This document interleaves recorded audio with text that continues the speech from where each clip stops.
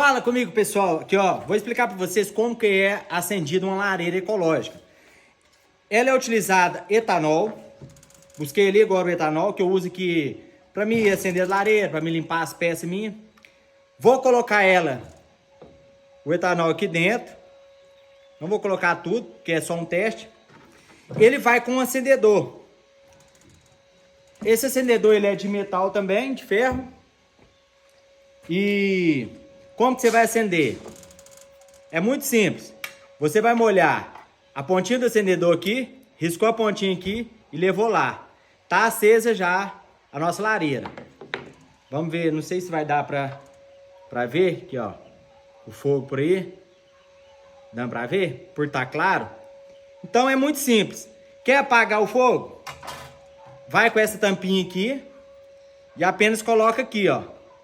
O fogo é abafado, você espera, aguarda um pouco. Ó, não tem fogo nenhum mais. Vai acender de novo? Pode também ligar direto, ó, tranquilo. Ó o fogo aí, ó. Não sei se dá pra ver. Vendo, ó, o fogo. Show de bola. Quer apagar? Coloca a tampinha que apaga, tá bom? Então é isso aí, pessoal. Vai acender de novo? Molha aqui com segurança, ó. Acendeu aqui. Fez sim, acendeu. Tá, beleza. Fechou? Forte abraço. Já vendi as duas. As duas menores estão vendidas. Até a próxima. Estou com a grande ainda, tá bom? Se você tiver interesse, ela pode ser sua. Tamo junto. Fica a dica.